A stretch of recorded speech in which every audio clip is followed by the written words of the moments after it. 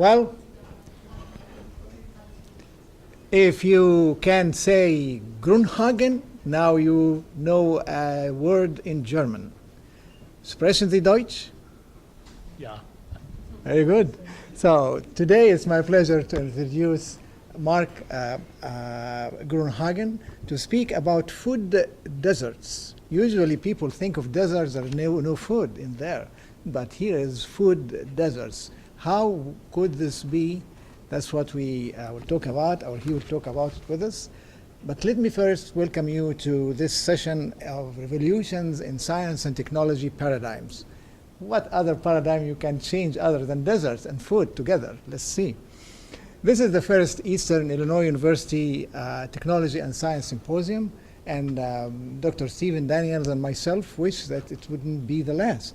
And we really wish that many of you would join hands and make the second, third, fourth, and even the 40th and the 50th of when you come for homecoming, bringing your grandkids with you and tell them, hey, I was in the first one. Without much ado, because I know you're hungry for food, but food deserts here. Thank you very much. Please join me.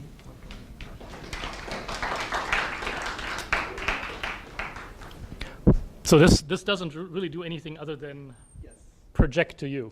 Okay. So.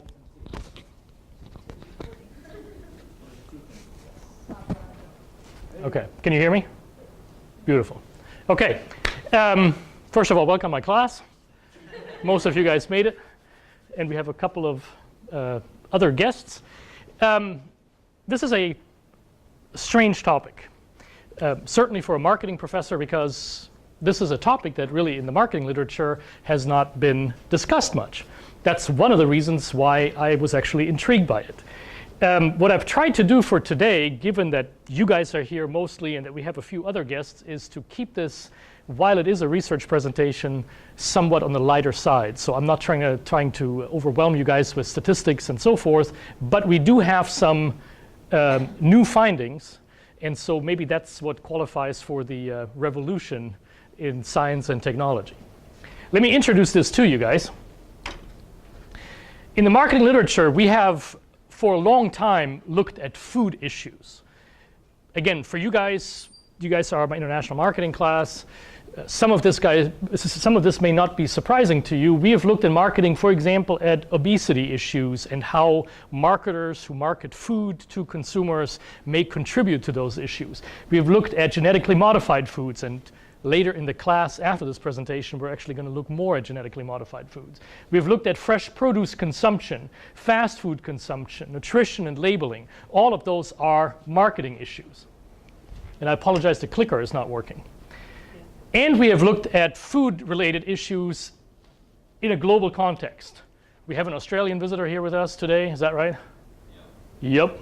So even in Australia, we have looked in the marketing literature at food-related issues. What I want to talk to you guys today is what we call food deserts. And what that really is something that seems counterintuitive in some ways, but at the same time, something that seems to be very consistent with what we have seen globally, and that is that food for us today has been removed further and further from the source. Most of what you guys eat today is not something that you either grew or that you bought from a farmer, but for the most part, you're buying food today that has come to you from farther and farther away. And so what we have actually started to notice is that we do have, particularly in the Western world, areas of large cities that are almost entirely void of food sources. And that's what we're going to talk about. We're going to talk about food deserts. The context, and I put a map up here, a couple of maps, because I wanted to show you where this context is. This is Europe here, and we're going to talk about a country down here, Croatia. And the reason we're going to talk about Croatia is because Croatia, until 20 years ago, was part of what most of you guys would today consider the Eastern Bloc. They were part of what until about 25 years ago or so was communist Yugoslavia. That's what communist Yugoslavia looked like, a large country that eventually fell apart, went through a civil war, and then these individual, what used to be republics, became independent states, independent countries. Croatia is one of those. And you will see here in a second why that context is important. To give you some context that you guys may be familiar with is in industrialized economies like the United States, and you guys see the United States up there, expenditures on food as a percentage of total consumption account for less than 20%. In the United States, actually about 6%. On average, what people spend of their income on food is only about 6% of all of their expenditures.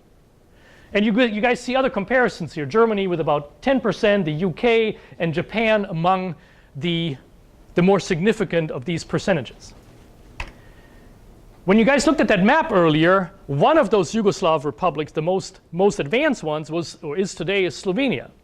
And even they account for only about 15% of total household consumption for food and non-alcoholic beverages. And now I want to give you the contrast. Croatia actually spends almost 32% of their expenditures. Consumers spend about 32%. That's about a third of the money that they're spending on food.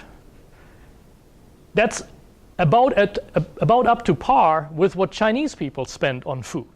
That's a very heavy chunk compared to what Americans spend with about 6%. This is a very significant difference. And at the same time, and this is where this paradox that we felt initially came in, at the same time, food sources in the form of grocery stores are disappearing from urban centers. And that's where we have this emergence of food deserts, and we feel from a marketing standpoint, those are missed opportunities. How can you have consumers essentially looking for food, obviously spending significant portions of their income on food, and yet they're not selling food to them?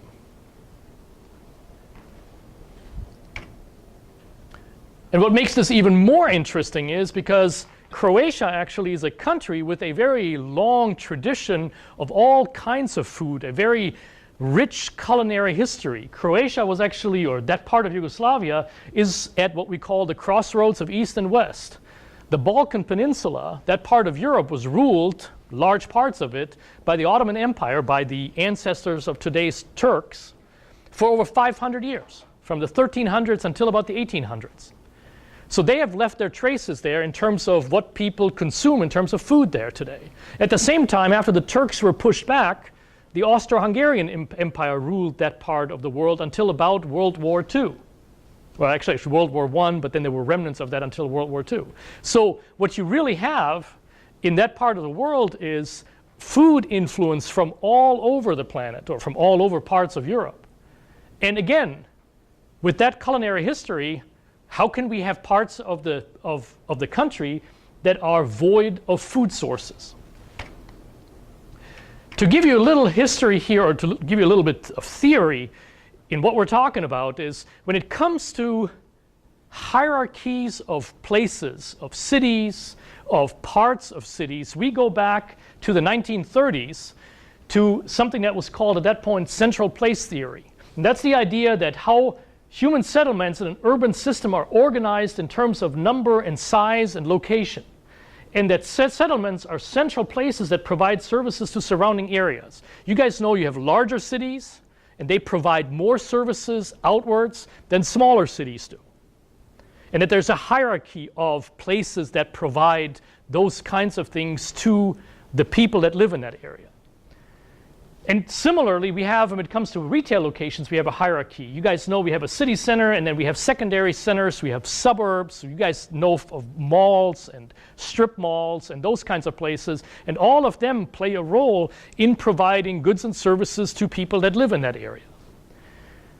And the main goal of the hierarchy of retail locations is to supply consumers with everyday consumption goods at locations that are accessible on foot, while other sources are purchased at more distant locations.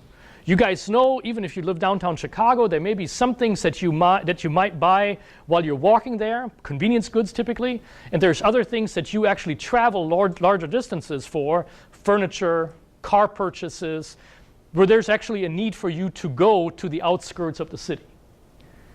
And what that has done is that decentralization of retail location has changed the roles of parts of the city, right? Different parts of the city play different roles in how goods and services are provided to consumers. So new shopping centers and hypermarkets and other large format stores open up at out-of-center and out-of-town locations. Since the 1950s in the United States, for example, you guys know we have seen the malling of America, right? We have seen malls pop up everywhere on the outskirts of the city, and many city centers in this country have actually literally bled out.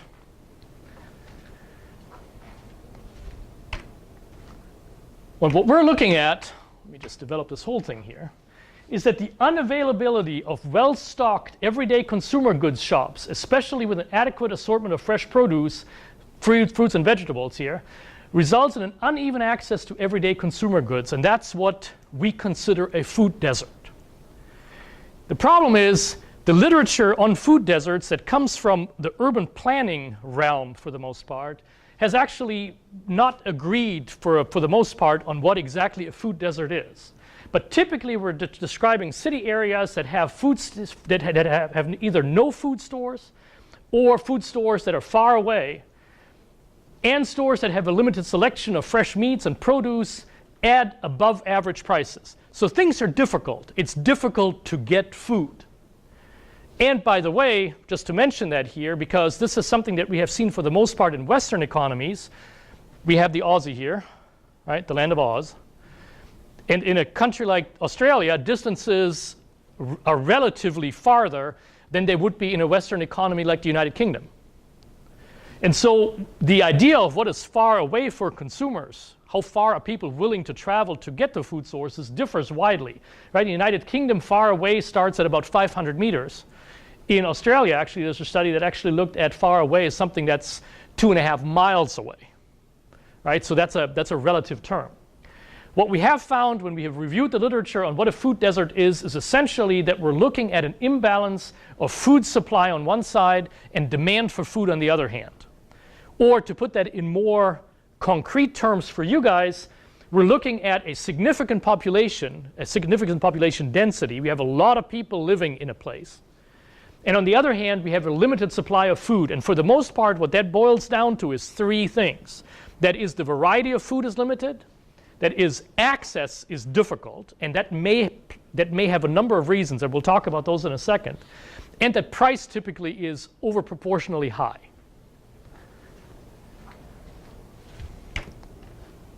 And as I said, this has been, for the most part, investigated only in developed countries, in countries such as ours. To date, we have no reports of food deserts in what we would consider a transitional economy, an emerging economy, an economy that is not even a developing country, but one that is transitioning to developed status. And the questions that we started to look at in this paper, and we have some answers for this, is one, do food deserts exist in transitional markets as well? And relatedly, what are the implications of such food deserts for urban planning and for public policy? Is this something that needs to be addressed?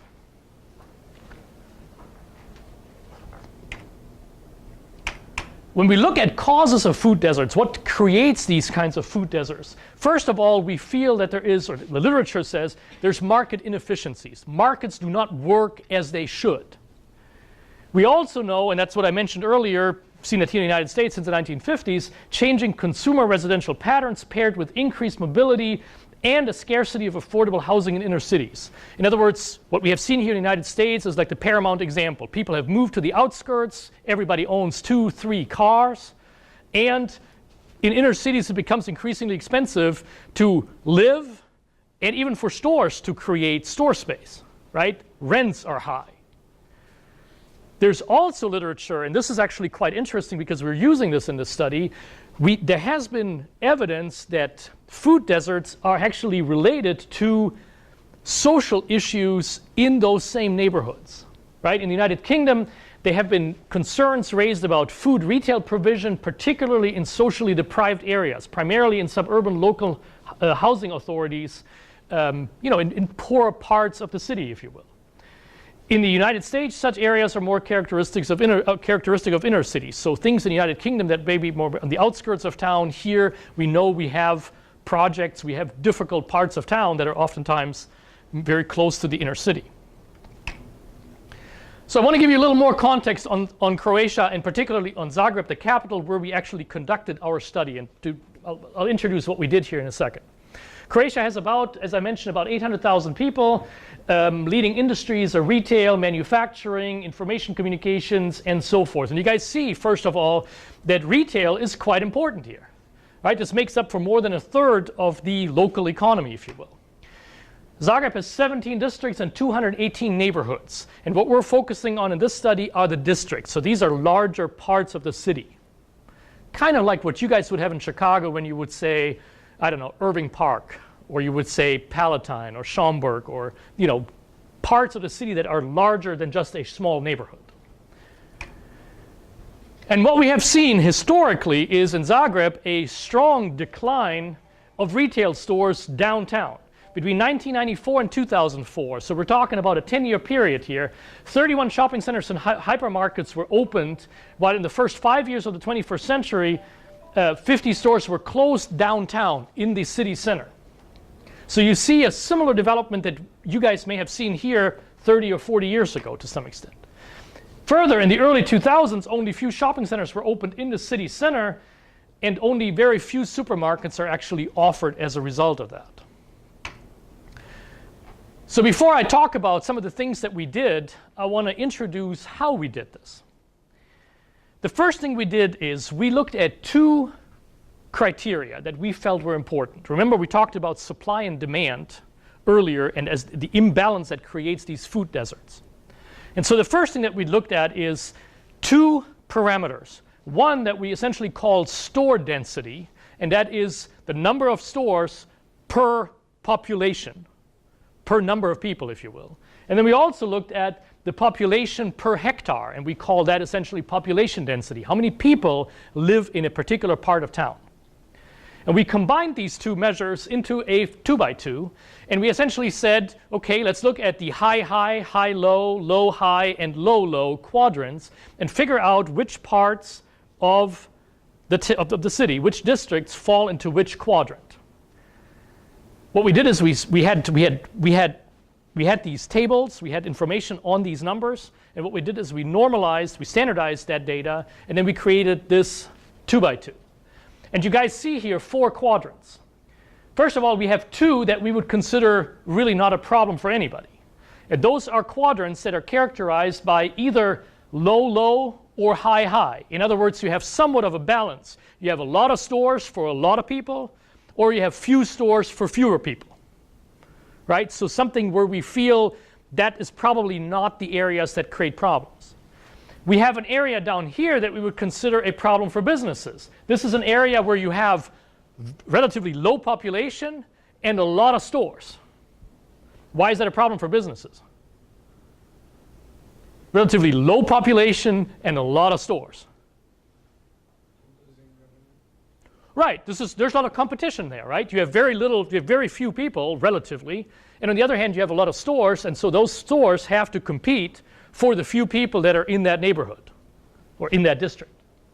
And the one that we started to focus on, and this is, I know that's hard for you guys to pronounce, Trešnjevka South, is one of the districts, the district actually, that emerged as the only one that seems to have an imbalance that creates something that we would consider a candidate for a food desert, because you have an area of town where you have high population density and low store density. And this was the only district that created that in that particular high-low combination. So after we reviewed this, we said, okay, we seem to have a candidate for this. Let's investigate this more. The next thing that we did is, and this is the next 2 tables, we looked at some of these social indicators. In other words, we tried to figure out, is there support from related data that would also indicate that this neighborhood may be a candidate for a food desert. So not just the imbalance of food demand and supply, but also the question, is this an area where people otherwise may be disadvantaged when it comes to access to food? So what we looked at here on this chart, you see, is the number of disabled people that live in these parts of town, and we got statistical data from the city of Zagreb, and we looked at welfare recipients. And again, we created this 2x2, and you see, interestingly for us, that the ones that are highlighted in yellow are the ones that are consistent across the tables that I'm showing you. So again, we have the same neighborhood that we looked at earlier, appear in the quadrant that seems to be the one that really is a problem, where we have high number of disabled people and a high number of people that are welfare recipients, right? Again, people that have income-wise, mobility-wise maybe, should have problems getting to food. We also looked at two other similar indicators. We looked at the unemployment rate.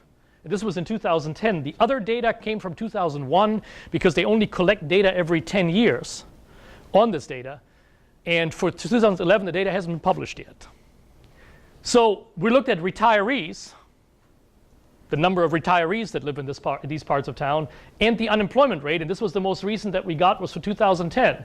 And again, you see that this neighborhood falls in this quadrant up here, and these neighborhoods fall in the exact same quadrants that they were in the other two charts. So we felt that we now have support using secondary data that seems to support that this neighborhood here, this particular district, is not just a candidate, but they also have the related social problems that would make this potentially a food desert. That wasn't enough. So now we went in, and this was in December and January, so about 10 months ago. This is when we engaged in this data collection. So we picked this neighborhood. And just to give you some parameters about this particular neighborhood, Tereshnevka South has only about 7 stores south of the major road that kind of delineates that neighborhood. 5 convenience stores, 1 supermarket, 1 specialty store for a population of 170,000 people. Now, mind you, some of these people, of course, travel somewhere else to buy their food over the weekend in similar ways that you guys do. But still, this is fairly significant. So this is what we did. We had students, we recruited students at the university in Zagreb, and we had them, we offered them a lottery. We said, if you participate, help us collect data in this study, we're going to have a lottery for 1 iPhone, which my colleague in Zagreb got, and 2 iPod Nanos that I got here at Eastern and actually shipped there. And so we had a lottery to entice students to help us with collecting the data. And we did this across 5 different city districts. In the end, we collected data on 200 stores. Okay, that's quite an effort. And what we collected data on was prices and availability of a shopping basket of 25 common food items. So the students had to go to a store, and they had the list of all these food items, and they had to record that the items were there. They had to record the price. They had to record the units that they were measured in. So was this a pound, or was this, you know, I don't know, 2 ounces of a certain product, so that in the end, we could then recalculate all of this to the same unit prices.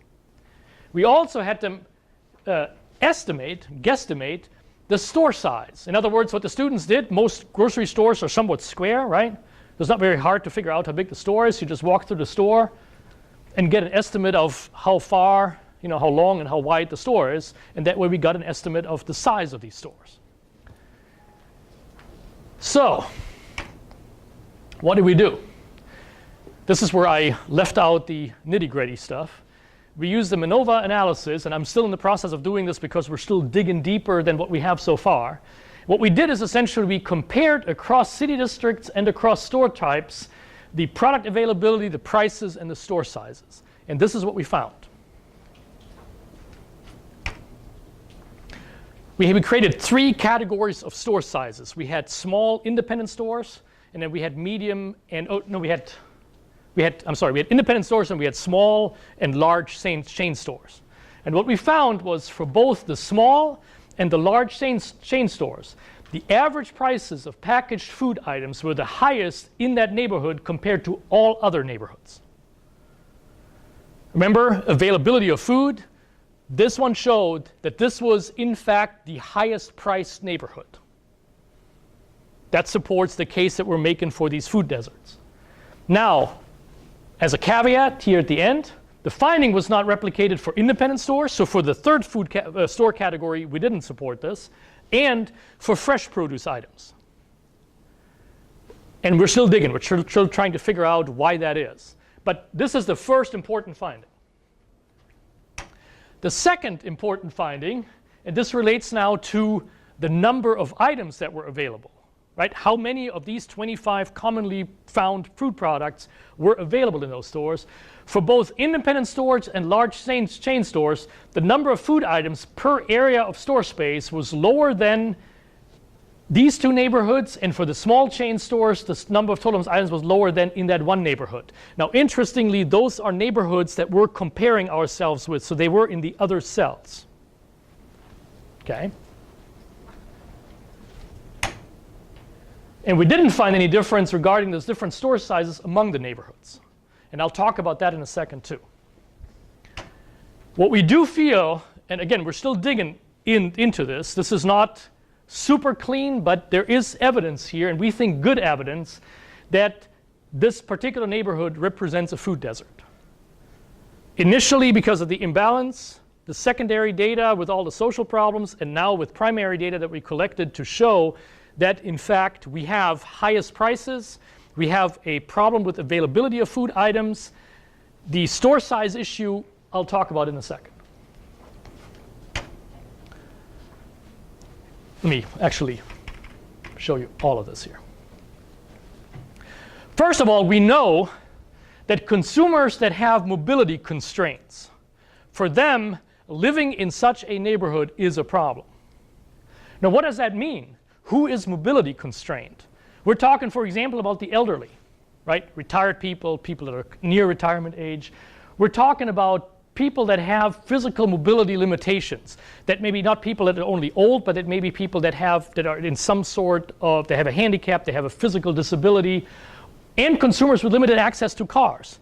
Remember, this is an economy that is very different than the United States. Not everybody has a car. Not everybody certainly has 2 or 3 cars in a household. There's many people, many consumers here do not have a single car. They have a bicycle and they use public transportation. So access is an issue. Now, of course, as we showed earlier, it's difficult to distinguish between economic and mobility limitations because consumers are often simultaneously affected by both types of restrictions, right? They're hit doubly. If I don't have much income, I probably won't have a car either. So buying expensive food at an expensive store is difficult for me, and driving to a cheaper store is almost impossible because I don't have a car.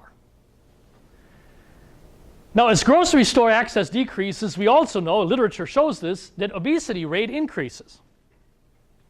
In other words, the problem that we have here is as access to food gets limited, people's health gets affected. So poor nutrition, we know, may lead to other health problems, right? We know diabetes, heart disease, and so forth. So clearly, from a marketing standpoint, there's a need to investigate the role of market forces, that issue of supply and demand, in the case of higher prices in rare, small convenience shops in disadvantaged neighborhoods. That's really what we're talking about here. And what this does is, from a marketing standpoint, is may create actually quasi-monopolistic positions for small shops at the local micro market that may even exacerbate the situation more so than it already has.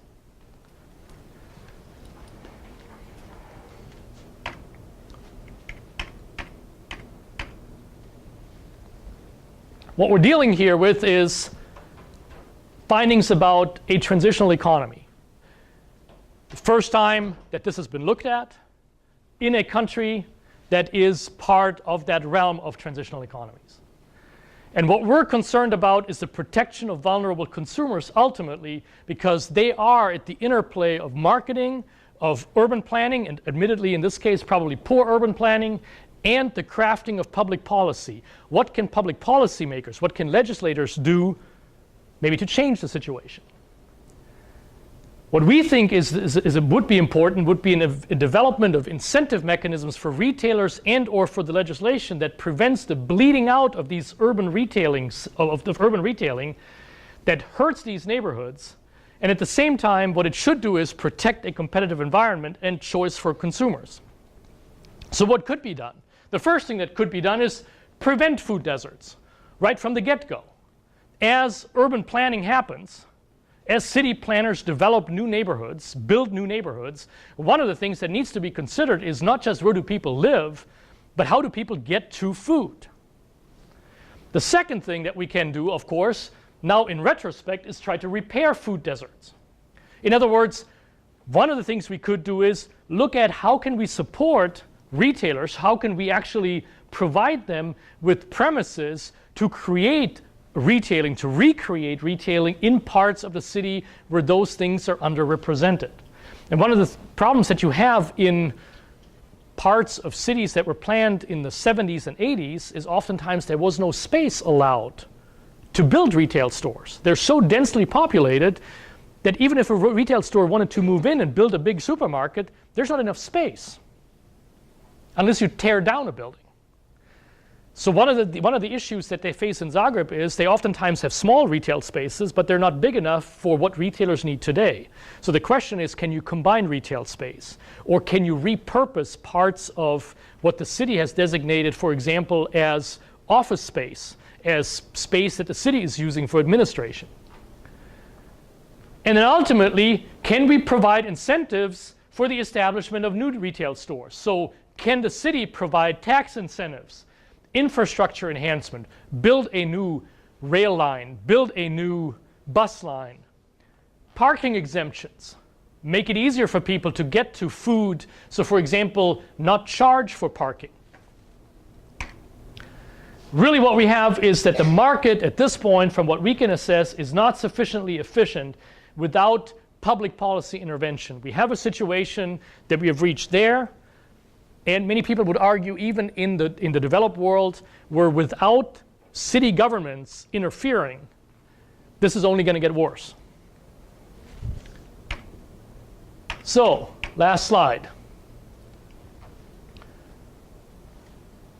We think, we're showing with the study, and we're finalizing this before we get it published hopefully, that the food desert phenomenon is present in transitional economies. And the food deserts appear due to market inefficiency, to poor urban planning, and to changes in how consumers behave. And the question is, what can we do to prevent this and or improve the food retail offerings in these existing food deserts? Clearly, that requires the participation of all market players.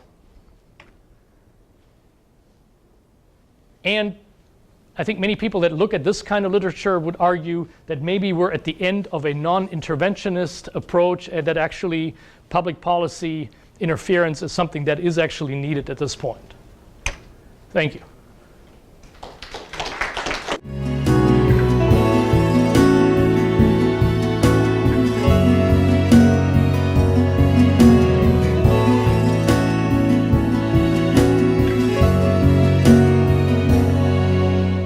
And what that really is something that seems counterintuitive in some ways, but at the same time, something that seems to be very consistent with what we have seen globally, and that is that food for us today has been removed further and further from the source.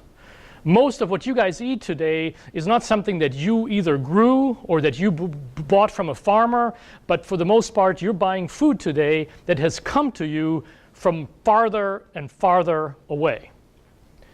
And so what we have actually started to notice is that we do have, particularly in the Western world, areas of large cities that are almost entirely void of food sources. And that's what we're going to talk about. We're going to talk about food deserts. The context, and I put a map up here, a couple of maps, because I wanted to show you where this context is. This is Europe here, and we're going to talk about a country down here, Croatia. And the reason we're going to talk about Croatia is because Croatia, until 20 years ago, was part of what most of you guys would today consider the Eastern Bloc. They were part of what until about 25 years ago or so was communist Yugoslavia.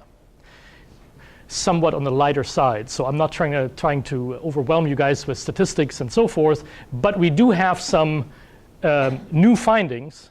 And so maybe that's what qualifies for the revolution in science and technology. Let me introduce this to you guys. In the marketing literature, we have for a long time looked at food issues. Again, for you guys are my international marketing class. Some of this may not be surprising to you. We have looked in marketing, for example, at obesity issues and how marketers who market food to consumers may contribute to those issues. We have looked at genetically modified foods, and later in the class after this presentation, we're actually going to look more at genetically modified foods. We've looked at fresh produce consumption, fast food consumption, nutrition and labeling. All of those are marketing issues. And I apologize, the clicker is not working. And we have looked at food-related issues in a global context. We have an Australian visitor here with us today, is that right? Yep.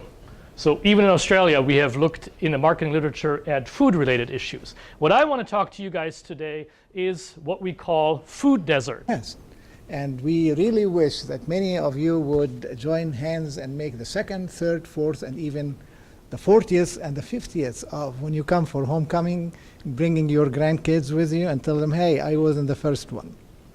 Without much ado, because I know you're hungry for food, but food deserts here. Thank you very much. Please join me.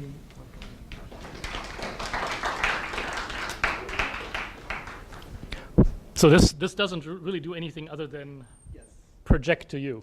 Okay. So.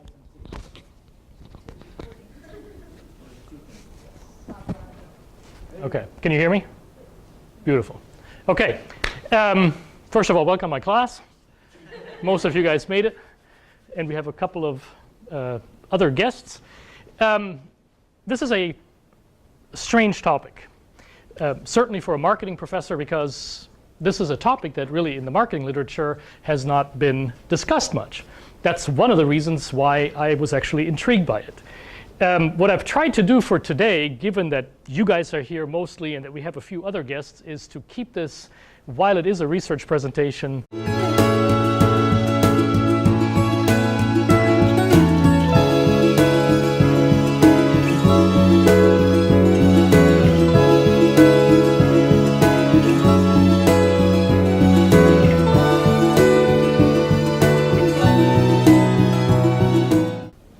Well,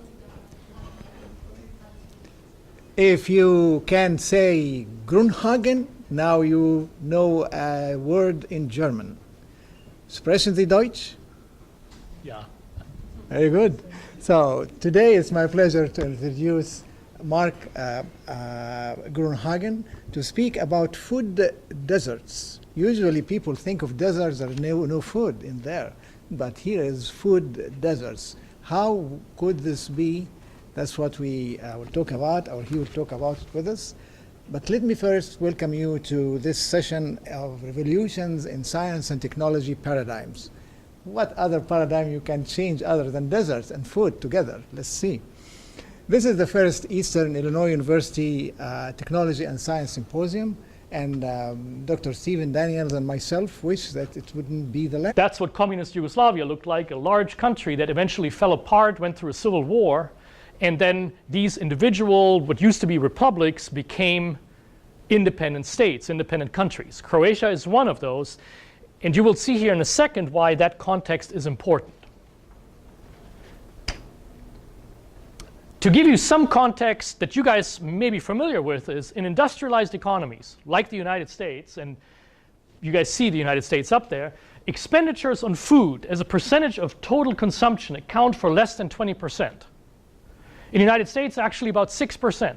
On average, what people spend of their income on food is only about 6% of all of their expenditures. And you guys see other comparisons here. Germany with about 10%, the UK and Japan among the more significant of these percentages. When you guys looked at that map earlier, one of those Yugoslav republics, the most advanced ones, was or is today is Slovenia. And even they account for only about 15% of total household consumption for food and non-alcoholic beverages. And now I want to give you the